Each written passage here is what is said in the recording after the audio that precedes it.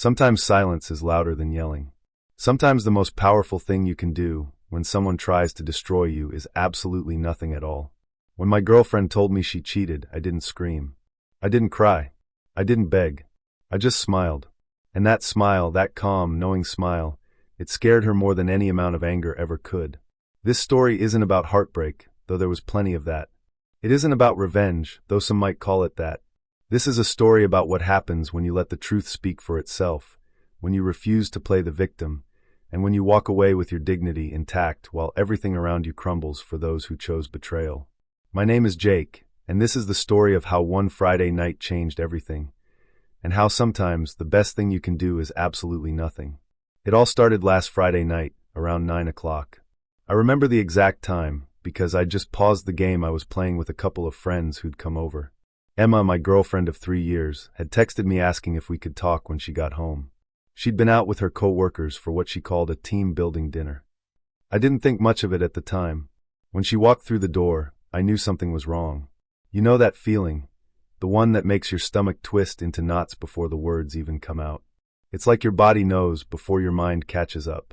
She had that look, the one that says, "I'm about to ruin your night, maybe your life, but I've already made peace with it."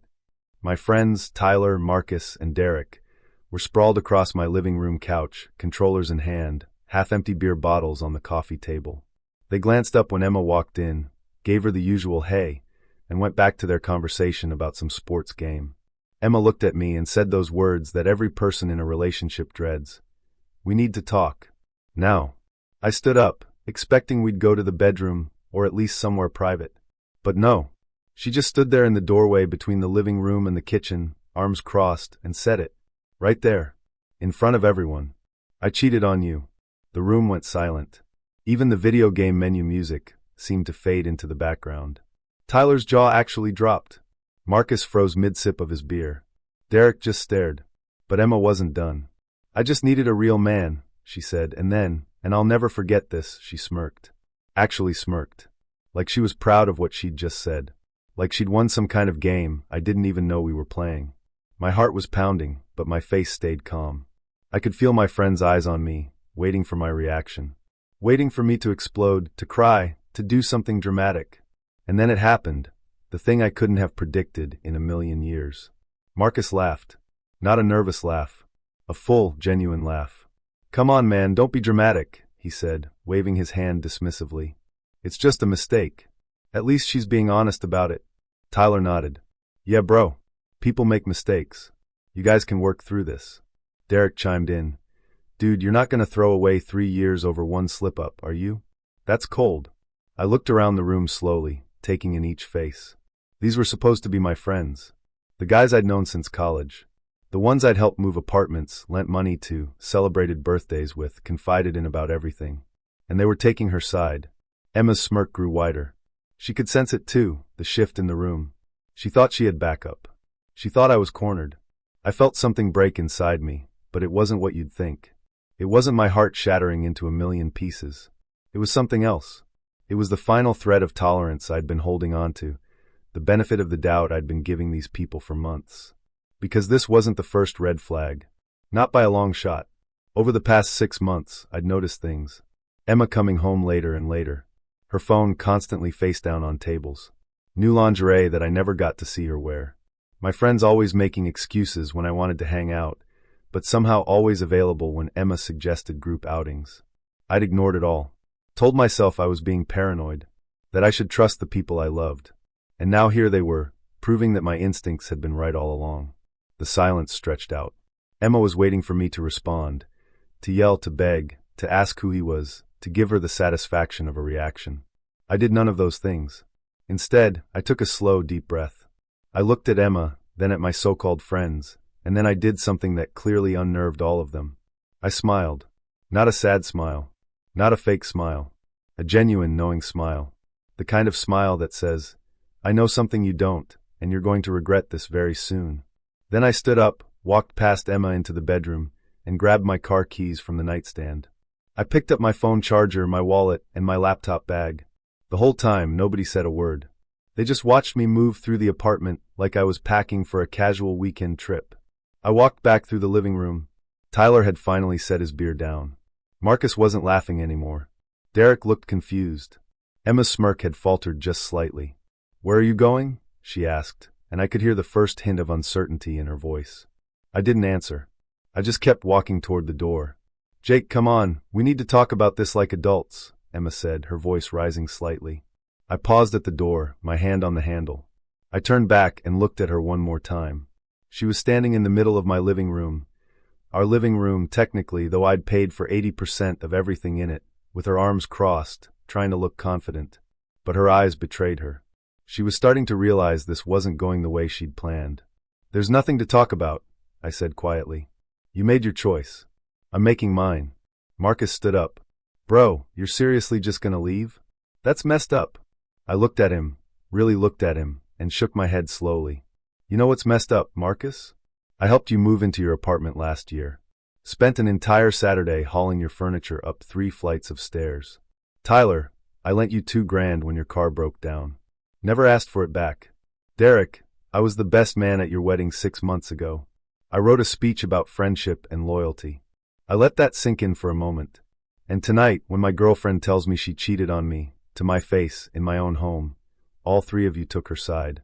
Didn't even hesitate." Tyler opened his mouth to say something, but I held up my hand. "Save it. I'm done. With all of you." I walked out and closed the door behind me. As I walked down the hallway of my apartment building, I could hear Emma's voice getting louder, more frantic. Jake, get back here. You can't just leave." But I could. And I did. I got in my car, started the engine, and drove. I didn't know where I was going at first. I just knew I needed to get away from that apartment, from those people, from the entire life I'd built that had just revealed itself to be constructed on quicksand. My phone started ringing before I even made it to the end of the block. "Emma." I declined the call. It rang again. Declined. Again. Declined. I drove for about 20 minutes, the city lights blurring past my windows, before I realized where I was headed, my brother's place. Alex lived about 30 minutes outside the city in a small house he'd bought last year. He was 5 years older than me, had been through his own share of relationship disasters, and was one of the few people in my life who'd never once given me bad advice. I called him from the car. "Jake? What's up? It's pretty late. Can I crash at your place tonight? I'll explain when I get there." There was only the briefest pause before he answered. "Doors unlocked. I'll put coffee on." I pulled into Alex's driveway 40 minutes later. He was sitting on his front porch with 2 mugs of coffee, wearing sweatpants and an old college t-shirt. He didn't say anything as I got out of the car and walked up the steps. He just handed me a mug and waited. I told him everything. The confession. The smirk. My friend's reactions. Walking out. He listened without interrupting, nodding occasionally, his face unreadable. When I finished, he was quiet for a long moment. Then he said something I'll never forget. "Good. Don't let them see you break." "What do you mean?" I asked. "They're expecting you to fall apart. To come crawling back. To be the victim. Don't give them that satisfaction. You stay calm, you stay in control, and you let them deal with the consequences of their own choices." "I don't even know what those consequences will be," I admitted. Alex smiled, the same knowing smile I'd given Emma earlier. "You don't need to.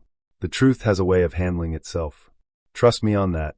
I spent that night on Alex's couch, but I barely slept. My phone kept buzzing with texts and calls.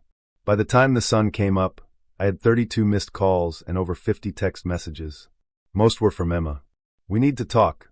You're being childish. I was honest with you, doesn't that count for something? At least have the decency to respond. I'm sorry, okay?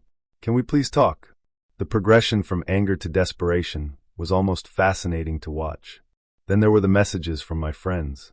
"Tyler, dude, where did you go? Emma's freaking out. Marcus, come on man, don't be like this. Let's talk it over.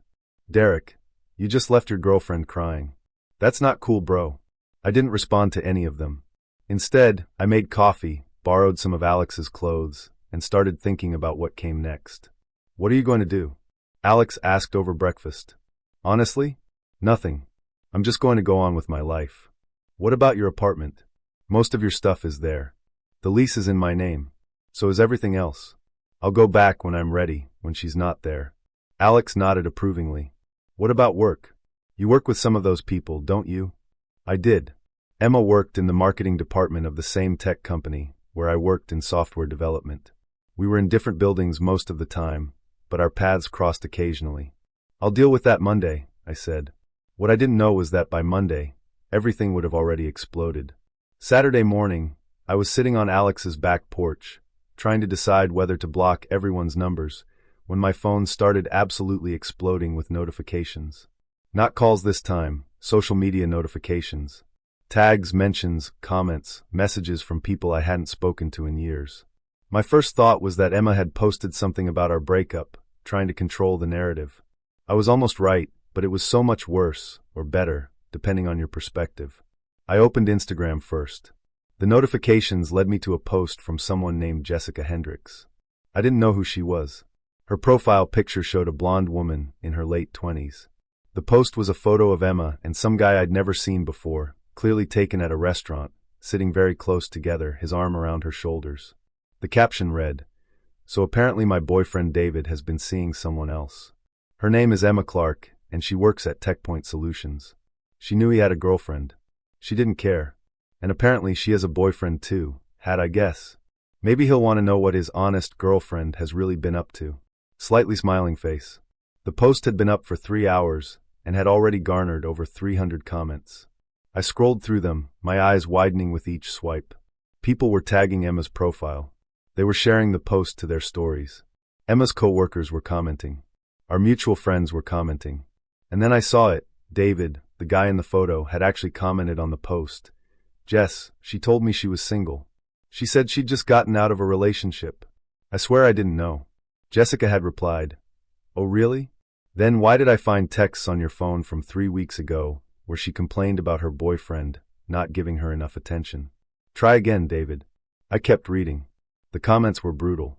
People I knew were weighing in. "Wait, isn't that the girl who's dating Jake Morrison? Oh my God, yes. I know him from college. He's such a nice guy.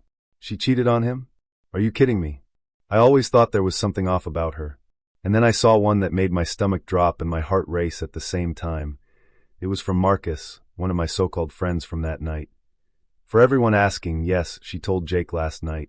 Some of us were there. She literally told him to his face and didn't expect any consequences. The replies to Marcus's comment were even more vicious. "And you were there? What kind of friend are you? Let me guess, you took her side? This is disgusting. All of you should be ashamed." My phone rang. It was Tyler. I almost declined it out of habit, but something made me answer. "Jake, dude, listen." "I'm listening." "It's all over social media. Emma's getting destroyed. People are calling our jobs. I've been getting DMs all morning asking why we didn't have your back last night. And I kept my voice neutral. And man, we messed up. We really messed up. We didn't know." "You didn't know what, Tyler? That cheating was wrong? That I deserved better? Or did you just not know that you'd get caught?" There was a long silence. "What do you mean, get caught?" he finally asked. I almost laughed. "Come on, Tyler. You really think I didn't notice? The way you all always knew where Emma was? How you'd suddenly be too busy to hang out with me, but available whenever she wanted to do something. Marcus's constant comments about me being too serious about the relationship? You all knew something was going on. You might not have known the details, but you knew." Another silence. "Jake, I swear. Save it. I need to go." I hung up. Over the next few hours, I watched the situation unfold in real time on social media. It was like watching a wildfire spread across dry brush. More information came out. Jessica posted screenshots of text conversations between Emma and David. The messages went back nearly 2 months. In them, Emma complained about me constantly. I was too boring, too predictable, too focused on my career. She called me a safe option, but said she needed excitement. David's messages weren't much better. He knew about me the whole time, despite his public claims of ignorance. He'd even made jokes about it, calling me the placeholder. But the real bombshell came when Jessica posted one particular screenshot. In it, Emma had sent David a message the morning after our first anniversary dinner. He spent $300 on dinner and got me this gorgeous necklace. I almost feel bad. Almost. Smirking face, see you tomorrow. The internet predictably lost its mind. I should have felt vindicated. I should have felt satisfied. Instead, I just felt empty and tired. So incredibly tired. I didn't go back to my apartment over the weekend. Alex let me stay, and honestly, I needed the space to think. By Sunday evening, my phone had quieted down somewhat, though I still had dozens of unopened messages. Monday morning, I got up early, borrowed more of Alex's clothes, and headed to work. I had no idea what to expect. Would people know? Would they say something? Would Emma be there? I got my answer before I even made it to my office. Sarah from HR was waiting by my desk. "Jake, can you come with me, please?" My heart sank. This was it. Somehow, I was going to be the one in trouble. That's how these things always seem to work, right? But when we got to her office, she gestured for me to sit and closed the door. Her expression was sympathetic. "I'm going to be direct with you because I think you deserve that," she said. "We've been made aware of a situation involving you and Emma Clark from marketing. Multiple employees reached out over the weekend with concerns about workplace conduct." I nodded slowly. "Okay, I want to be clear, you're not in any trouble. At all. In fact, I wanted to let you know that we're conducting an investigation into whether any company policies were violated." "By Emma?" I asked. "By multiple people, potentially. I can't say much more than that right now, but I wanted you to know that we take workplace conduct very seriously, especially when it involves relationships between employees that may have violated our ethics code." I was confused. I didn't think there was anything in the employee handbook about relationships. Sarah chose her words carefully. "There isn't a policy against relationships between employees in different departments.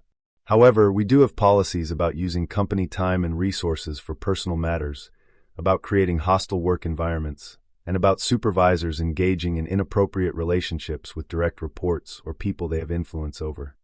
It took me a second, but then it clicked. Wait, David is in management, isn't he? Sarah's expression didn't change, but she didn't need to confirm.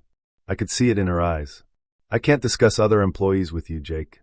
I just wanted to make sure you were aware of the situation, and to let you know that if you need anything, time off, a schedule adjustment, anything, we can accommodate that." "I appreciate that," I said. "But I'm okay. I just want to do my job." She nodded. "That's what I hoped you'd say. For what it's worth, Jake, I've worked here for 8 years, and I've never heard a single negative thing about you. Everyone I've talked to over the past 2 days has said the same thing.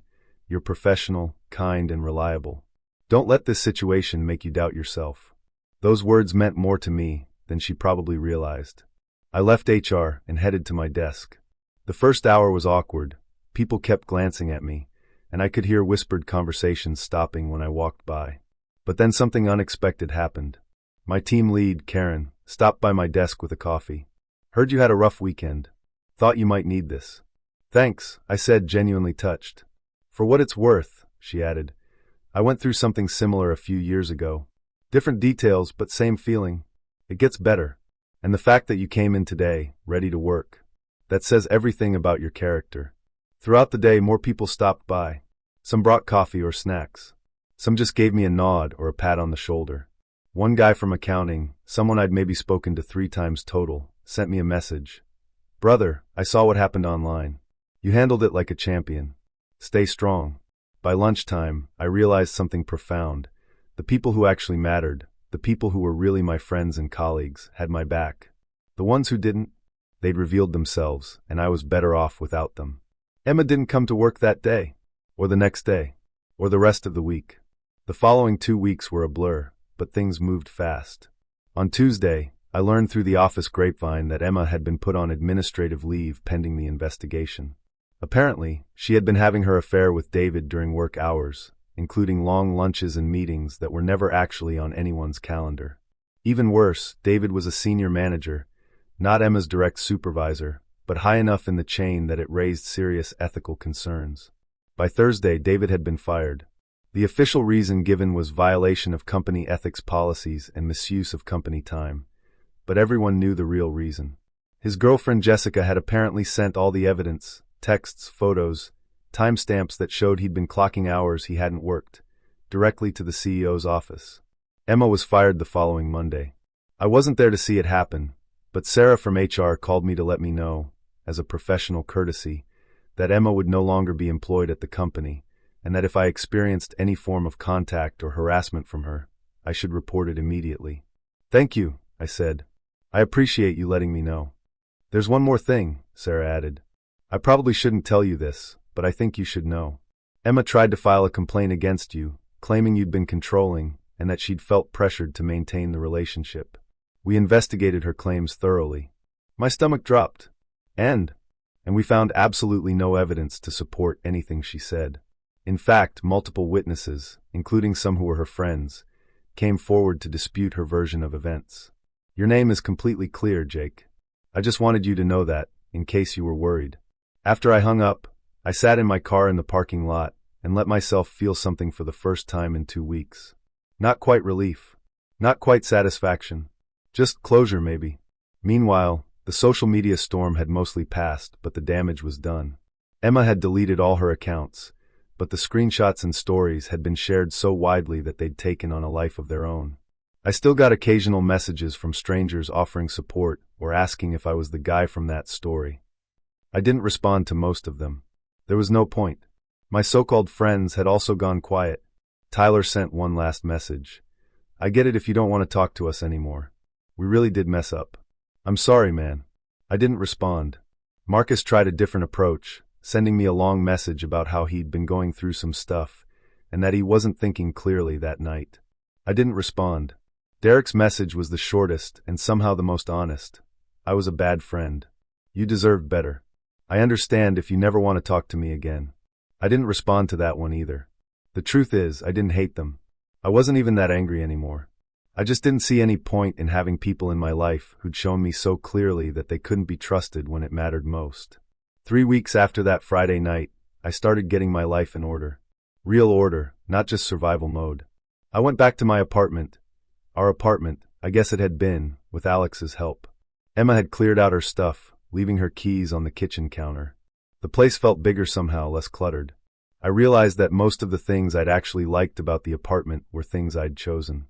Emma had never really contributed much beyond her own space. I spent a weekend cleaning, rearranging, making the place mine again. I threw out the couch where my ex-friends had sat that night, bought a new one, changed the locks, even though Emma had returned her keys. It felt symbolic. At work, something unexpected happened. I got a promotion. Karen called me into her office on a Wednesday afternoon, 3 weeks after everything had blown up.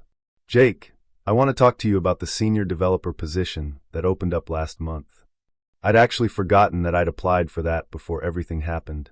It felt like a lifetime ago. We'd like to offer you the position, Karen continued. You were already our top candidate, but the way you've handled everything over the past few weeks, staying professional, keeping your focus on work, not letting drama interfere with your responsibilities, that sealed it for everyone. You're exactly the kind of person we want in leadership. The promotion came with a significant raise and the option to work partially remote. It also came with the opportunity to transfer to our company's office in Denver if I wanted a fresh start. I took the weekend to think about it, but I knew my answer by Saturday morning. I'd been in my new apartment in Denver for 2 days when I got the message. I'd moved quickly once I made the decision. Put most of my furniture in storage, packed what I needed, and drove west with Alex riding shotgun for moral support. He'd taken a week off work to help me get settled, and we'd spent the past 2 days unpacking boxes and exploring my new neighborhood.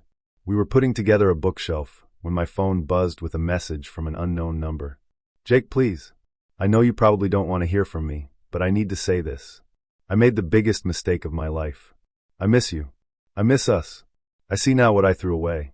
You were right there, being everything I needed, and I was too stupid to see it. I thought I wanted excitement, but I just wanted drama. I thought I needed a real man, but it turns out the real man was the one I had all along. Please. Can we talk? Can we try again? I'll do anything. I'll change. I'll prove it to you. Just give me one chance. Please. It was from Emma. I didn't know how she'd gotten my new number. I'd changed it before leaving, but it didn't really matter. I read the message twice, then looked up at Alex, who was watching me with a knowing expression. Her, he asked. I nodded. What are you going to do? I thought about it for a long moment. I thought about that Friday night, about the smirk on her face when she'd told me she needed a real man. I thought about my friends laughing, about walking out with my keys in hand, about the smile I'd given her that had scared her more than anger ever could. I thought about the past few weeks, the social media explosion, the job she'd lost, the friends who'd abandoned her the same way they'd abandoned me. I thought about the lies she'd told HR, the way she'd tried to make me the villain when her own world fell apart. And I thought about my new apartment, my new city, my promotion, and the peace I'd felt for the first time in months. Then I did something that felt absolutely right. I smiled. The same smile I'd given her that night. And I didn't respond. I deleted the message, blocked the number, and went back to building my bookshelf. Not even going to tell her off? Alex asked. No point, I said. She already knows. That's why she sent the message. She knows exactly what she lost, and she knows there's nothing she can say that will change it. Me responding, even to tell her to leave me alone, would give her hope that I still care enough to engage. But I don't. Damn, Alex said, impressed. When did you get so wise? About 3 weeks ago, I said, when someone taught me that the best revenge is peace. It's been 6 months now since that Friday night. 6 months since Emma told me she cheated, since my friends showed their true colors, since I walked out with my keys and didn't look back. Life in Denver is good. Great, actually. I've made new friends, real ones, the kind who show up when things are hard, not just when it's convenient. I've been promoted again at work. I'm in the best shape of my life because I finally have time to go to the gym regularly. I've started dating again, casually, nothing serious, but it's nice to remember what it feels like to be with someone who actually respects you. I heard through a mutual acquaintance, one of the few people I still talk to from my old life, that Emma moved back home to live with her parents. She's been working retail and apparently struggling to find work in her field because word got around about what happened at Tech Point. I don't take any joy in that. I don't take any sadness in it either. It's just a fact, a consequence of her own choices. Tyler, Marcus, and Derek are apparently no longer friends with each other either. Something about money and someone sleeping with someone else's ex. The details don't matter to me. The whole group imploded, which I guess makes sense. Friendships built on taking sides and enabling bad behavior don't tend to have strong foundations. Every now and then I think back to that night, to the moment when Emma smirked and said she needed a real man, to the moment when I stood up, grabbed my keys, and smiled. People have asked me since then how I stayed so calm, how I knew to just walk away instead of fighting or arguing or trying to win her back. The truth is, I didn't know. I just knew that something inside me was done. Done with the disrespect. Done with the lies. Done with people who saw my kindness as weakness and my loyalty as stupidity. That smile wasn't planned. It wasn't strategic. It was just the natural result of finally understanding my own worth. And you know what? That's what scared her the most. Not anger. Not threats. But the realization that I genuinely didn't need her, didn't need them, and would be perfectly fine, better than fine without them. Sometimes people ask me if I ever regret not giving her a second chance, not hearing her out, not trying to work things out. The answer is simple, no. Not even a little bit. Because here's what I learned from all of this. When someone shows you who they really are, believe them. When people choose to betray you, let them. When your so-called friends take the side of someone who hurt you, let them go. You don't need revenge. You don't need closure from them. You don't need to prove anything. You just need patience. The truth always does the work for you. And the best part, the absolute best part of this entire story? I'm happy. Genuinely, deeply happy in a way I never was during those 3 years with Emma. I wake up every morning in my apartment with a mountain view, go to a job I love, spend time with people who actually care about me, and go to bed every night knowing that I made the right choice. That Friday night, when I smiled and walked out, I wasn't just leaving a bad relationship. I was walking toward the life I actually deserved. And I haven't looked back since. Sometimes silence really is louder than yelling. Sometimes the most powerful thing you can do when someone tries to destroy you is absolutely nothing at all. Just smile, take your keys, and walk away. The rest takes care of itself. Thank you for watching the video to the end.